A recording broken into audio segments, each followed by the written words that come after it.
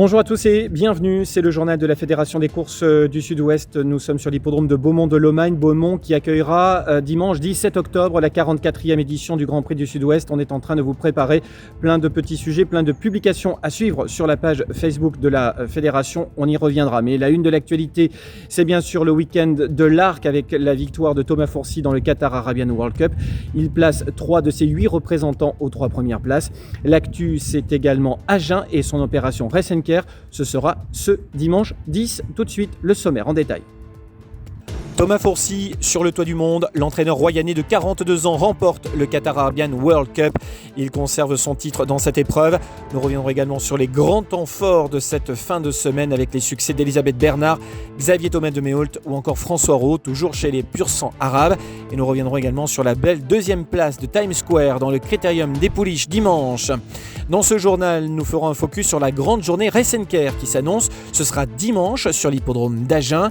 Nous étions ce mercredi matin en compagnie du président de la Société des courses d'Agen, Jean-Philippe Sémeillon, qui nous dit tout de cette journée qui s'annonce très riche et passionnante, avec notamment la présence d'Ilster Despiens himself.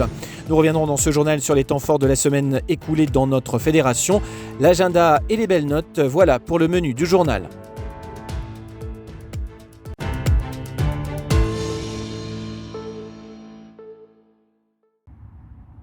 À la une de l'actualité, donc, le Qatar Arabian World Cup remporté par Thomas Fourcy. C'était dimanche dernier sur l'hippodrome de Longchamp. Thomas Fourcy, je vous lis en titre, placé 3 de ses 8 représentants aux 3 premières places. Carton plein pour l'entraîneur de Royan. 8. L'entraîneur royanais Thomas Fourcy présentait la bagatelle de 8 partants dans l'édition 2021 du Qatar Arabian World Cup dimanche dernier. Et à la clé pour le numéro 1 des entraîneurs français dans la catégorie, les 3 premières places de ce championnat du monde des pur sang arabes. De ce florilège de partants, c'est Hogar de Lardus qui sort vainqueur. Placé à l'arrière-garde par son jockey Michael Barzalona, Hogar de Lardus, déjà lauréat du derby des 4 ans au printemps, fond littéralement sur ses rivaux en venant côté corde, joue un peu des coudes et vient régler sa compagne d'entraînement, Lady Princess, dans les dernières foulées. Taïf, tenant du titre, prend la 3e place. Carton plein pour Thomas Fourcy. 5e également avec Abbesse. Ouais, je suis assez satisfait de tous mes chevaux quand même. Voilà, ceux qui avaient une bonne chance. On a vu une Lady Princess encore extraordinaire. Dommage qu'elle échoue d'une tête au poteau. Vitesse, celle-là, en traîne droite. Mais on n'a rien à reprocher à Houssine. Il est venu peut-être un poil tôt, mais Hogar a le parcours idéal. En dedans, tout s'est ouvert. Voilà, la plupart des chevaux ont bien couru. Taïf, il fait voir encore qu'il est là. Nalin qui a été un petit peu chaud en partant. Je voulais le monter un peu plus sage, mais bon, il est comme ça, mais il a besoin de s'endurcir. On sent que tu es dans le débrief là encore, mais tu t'imagines quand même, cette perf, elle est dingue d'être 1, 2, 3, alors qu'il y avait quand même un épouvantail dans la course. Ouais, il y avait un épouvantail, mais on s'est appliqué le matin à travailler. Avec beaucoup de chevaux, on a pu faire du très bon boulot. Le gagnant, parle-nous de ce cheval.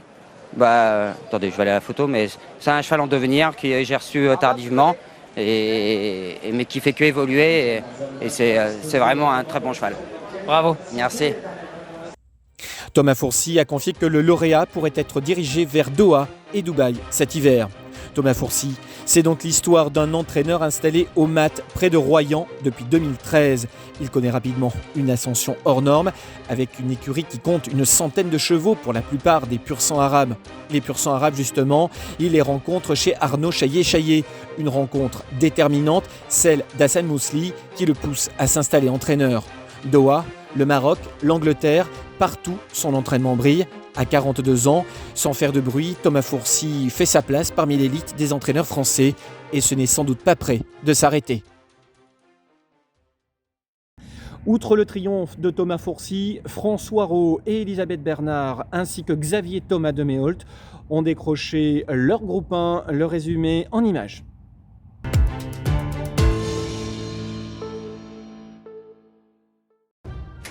Pour le Sud-Ouest, le fabuleux week-end a démarré en fait dès ce vendredi à Saint-Cloud avec le Qatar Arabian Trophy des Pouliches. C'est le centre d'entraînement de l'Atteste par l'entremise d'Elisabeth Bernard qui est mise à l'honneur. Image du Croate ouvre la marque en s'imposant dans ce groupe 1. Cette fille de Mungiz a resté sur une 5e place à l'Atteste et décroche ici son plus beau sceptre sous la selle de Maxime Guyon. La Testorine devance la Royanaise Saab d'une tête, Monda, une montoise entraînée par Xavier Thomas de Méholt est 3e, Al-Wakba pour Thomas Fourcy est 4e. 30 minutes plus tard, c'est Pau qui est à l'honneur. François Rowe scelle le lauréat du Qatar Trophy des Poulains, Moshrif, confié aux soins de Christophe Soumillon. Et chapeau à son entraîneur qui, après l'attest fin août, a décidé d'aller directement vers ce groupe 1 de prestige. Moshrif devance le favori Argan, également entraîné par François Rowe. Le Poulain venait de gagner le Breeders' Challenge à l'attest. François Rowe place aussi Smala à la 3e place. Ce dernier venait de gagner groupe 1 à Deauville. Carton plein donc pour le centre d'entraînement de Cers. Samedi, c'est Mont-de-Marsan et le Pays Basque qui brillent dans le Qatar Arabian Trophy des juments. Xavier Thomas de Méholt place ses 2 représentantes aux 2 premières places. Tima, associé à Yorit Semendizabal, devance d'un petit nez Elaf, 3e du Trophy des Pouliches il y a 1 an. Tima monte cette fois d'un cran. Petite Leia, entraînée par Olivier Trigaudet, se classe 3e aux dépens de Risquetou et Alkedri, toutes 2 entraînées à Pau par Charles Gourdin. Ce qui est sûr, c'est que ces demoiselles nous ont offert un spectacle exceptionnel. 24 heures plus tard, jour d'arc, le Sud-Ouest commence fort avec une 2e place dans le prix Marcel Boussac. Times Square, entraîné par Christophe Herland, subit la supériorité de Zélie, mais la performance de la pouliche Testerine est excellente, terminant à sa main à une longueur 3/4 de la lauréate après avoir fait illusion pour la victoire. À noter qu'Akakaba, entraîné également par Christophe Herland, prend quant à elle la 5e place du prix Jean-Luc Lagardère 30 minutes plus tard. Enfin, dans le prix de l'abbaye de Longchamp-Longines, la Rose Sueza prend la 5e place. Mention bien pour Autrasno que nous avions été voir la semaine dernière à Mont-de-Marsan. Le poulain de Bruno de Monzé est 7e, tout en courant très bien. Un grand bravo à tous nos ambassadeurs qui nous ont fait vivre un très grand week-end de l'arc.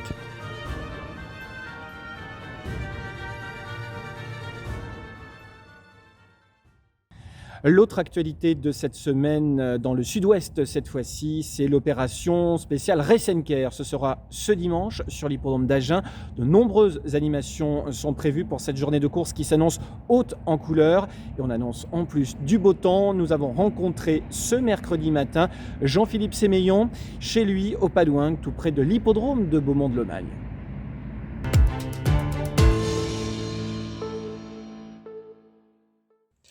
L'hippodrome d'Agen vous accueille dimanche 10 octobre avec de nombreuses activités pour petits et grands. Une journée placée sous le signe de la famille avec de nombreuses animations gratuites, mais aussi du bien-être équin.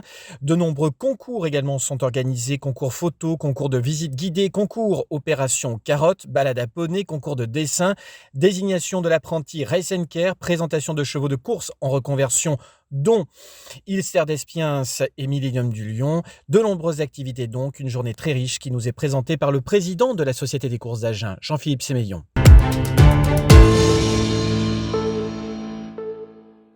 Bonjour à tous, nous allons organiser donc le dimanche 10 octobre sur l'hippodrome d'Agen une réunion pour laquelle nous avons décidé de lier deux thèmes qui sont d'une part la famille et la jeunesse et puis de notre part le bien-être équin. Donc autour d'une réunion de course où il y aura 8 épreuves de trot. Alors 8 épreuves de trot et côté jardin, donc de nombreuses animations. L'opération Race & Care, journée spéciale Race & Care. Parlez-nous un petit peu de cette innovation. Vous êtes les premiers en la matière à organiser cette journée. Voilà, alors on est les premiers peut-être dans le Sud-Ouest, pas nationalement, mais dans le Sud-Ouest, effectivement, on est les premiers. Donc c'est quelque chose qui nous semble naturel de le faire. On est convaincus que c'est quelque chose d'important.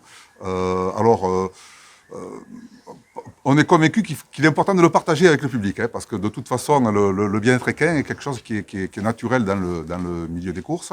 C'est l'amour du cheval et la base, le fondement de l'activité. Je dirais même c'est le ciment quelque part de toute la filière. Hein. Si un cheval n'est pas entraîné dans des conditions favorables au bien-être équin, de toute façon, il ne pourra jamais donner le meilleur de lui-même pendant une course. Donc ça, on en est convaincu.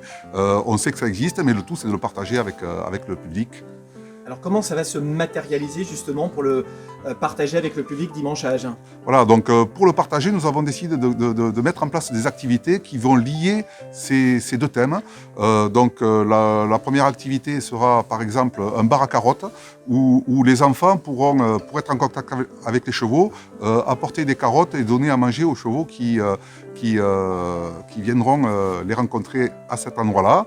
Vous avez ça, vous avez aussi un concours de photos sur le thème de la complicité entre homme et cheval. Vous avez une visite de l'hippodrome qui permettra de montrer au public comment les hippodromes s'intègrent dans cette activité qui est le bien-être, puisque les hippodromes ils sont en constante évolution pour garantir une meilleure sécurité et un meilleur environnement au niveau des infrastructures, au niveau des équipements, mais aussi on a un rôle de surveillance de l'application des règlements et avec les commissaires ou les vétérinaires qui sont là pour surveiller tout ça, quoi. Ensuite, nous avons créé, ça c'est une première je pense en France, une course prix des apprentis Ressenker qui a pour but de mettre en avant et à l'honneur les apprentis qui sont un peu souvent dans l'ombre et qui sont pourtant le premier élément qui est là pour appliquer le bien-être équin, qui s'occupe à longueur de journée des chevaux et qui s'en occupe bien. Et donc on a souhaité mettre en avant un des apprentis, alors qui n'est pas forcément en haut du palmarès les dimanches, en haut des palmarès des courses, mais qui a une aptitude aux soins et à la bienveillance auprès des chevaux qui est la meilleure. Et donc à cette occasion-là, on a contacté les entraîneurs du Sud-Ouest. Donc ensuite, un des thèmes importants pour la filière hippique est la reconversion des chevaux de course. Donc à ce niveau-là, on a souhaité d'une part s'associer à l'écurie de Roquelance qui est le représentant local de l'association Passerelle qui s'occupe de la reconversion des chevaux. Et donc là, le grand public et les professionnels pourront prendre contact avec eux. Et on a aussi associé des anciens champions des pistes, que sont Million du Lion et Isser Respien. Alors Isser Respien, on ne va pas le présenter, mais c'est vrai que c'est un cheval qui a 25 ans et qui est encore en pleine forme. Jacques-Henri Trèche le chouchoute depuis des années. Et donc, on voulait aussi montrer comment ces chevaux terminent leur carrière et de belle manière. C'est un moyen pour vous aussi de faire aimer les courses à nouveau, de leur donner aussi une nouvelle image, dis donc, c'est ce que vous souhaitez faire par cette opération? Voilà, donc comme je disais, le bien-être équin, il est naturel dans les écuries de course. La seule chose qu'il y a, c'est qu'il faut partager ce sentiment et donc c'est l'occasion de le partager surtout avec les jeunes générations et à la fois partager ce sentiment et à la fois leur montrer ce qu'est un champ de course et les chevaux de près, quoi. En ce qui concerne l'accueil du public maintenant, on rappelle, il y a différents points de restauration, etc. Parlez-nous un petit peu de l'hospitalité à l'hippodrome d'Agen. Oui, voilà, donc nous avons trois pôles de restauration qui sont la buvette, le snack et le restaurant panoramique. Donc il y en a pour tous les goûts. Et donc le public est toujours très bien accueilli sur l'hippodrome d'Agen, du moins on essaye de faire de notre mieux. Pour dimanche, l'entrée donc, est gratuite pour les moins de 25 ans et sera gratuite pour tout adulte accompagnant un enfant. On rappelle le début des opérations dimanche. Ça va être aux alentours de 14h. Voilà pour cette belle journée qui s'annonce sur l'hippodrome d'Agen. Tout de suite, on reste en région avec le retour aux courses.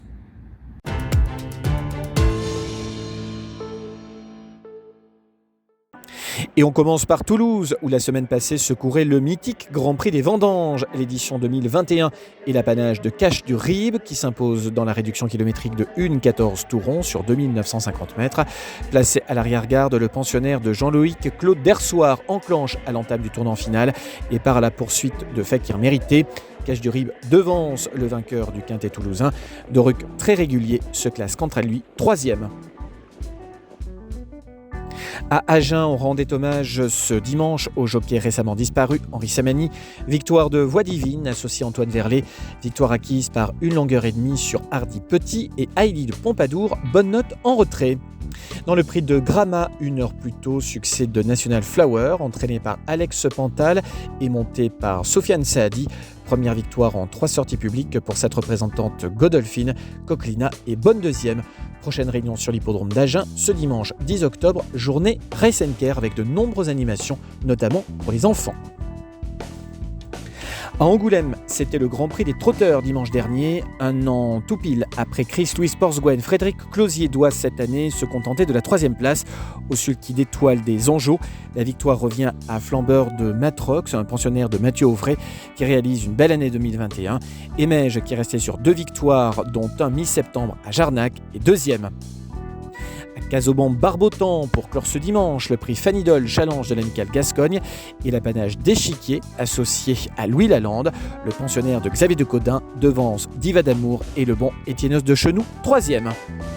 Enfin, Castéra-Verduzan, ce lundi 4, la 4e course courue dans le cadre du Challenge de l'Avenir et l'apanage d'Energina Luna qui s'impose aux dépens du régulier d'Acoldac et Eden de Nayade. La lauréate est entraînée par Patrick Terry.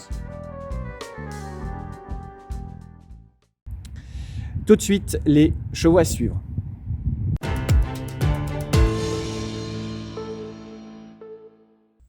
Plusieurs chevaux ont été repérés cette semaine, et notamment Autreau Espoir du Drô qui continue sa belle série, Christophe Fate aussi, Denis Dosson, Étoile des Enjeux ou encore Yironto pour la jeune génération. En plat, vous pouvez suivre Azur Aswell ou encore Hardy Petit. Et en obstacle, Carpo se profile déjà Madame Mouni qui pourrait peut-être passer par Toulouse et Bordeaux. C'est l'entraînement d'Isabelle Gallorini. Place à l'agenda de la semaine, prenez date.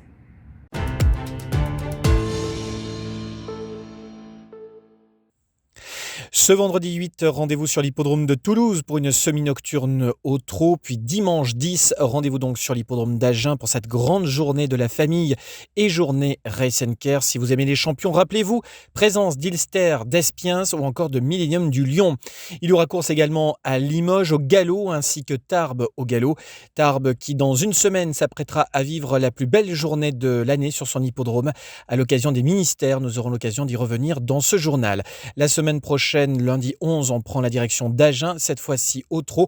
Puis vendredi 15, semi-nocturne au galop en premium sur l'hippodrome de Toulouse. Samedi 16, galop sur l'hippodrome de Bordeaux. Et dimanche 17, course sur l'hippodrome de Beaumont de Lomagne à l'occasion du 44e Grand Prix du Sud-Ouest, les ministères à Tarbes. Nous ferons un focus sur ces 2 grandes journées dimanche prochain, dimanche 17 octobre. Excellente semaine. Le classement du GCSO après l'étape du 29 septembre à Toulouse, Fakir Mérité pointe toujours en tête avec 20 points. Il précède de Cache du Rib, 2e avec 16 points. Dousti et Doruk se partagent la 3e place avec 12 points. Il précède Elvis du Vallon et Rebella Matters. Du côté du challenge Henri Menot, après l'étape du 1er octobre sur l'hippodrome de Toulouse, en tête et seul en tête Franceville avec 14 points, Flash du Drô est 2e avec 11 points, à la 3e place Execo avec 10 points, Fanjokobo, Foule du Langis et Fête d'Urvad qui aligne les bonnes performances, à la 4e place avec 8 points Execo Divine Monceau et Dousti. Voilà pour l'essentiel de l'actualité. Un grand merci à toutes les équipes techniques. On se retrouve donc jeudi prochain pour une édition spéciale, le 44e Grand Prix du Sud-Ouest qui se dispute cette année donc sur l'hippodrome de Beaumont de Lomagne. Nous allons nous quitter sur un florilège de belles images, florilège de victoires de nos ambassadeurs du Sud-Ouest le week-end dernier à Longchamp. Excellente semaine, à jeudi, merci.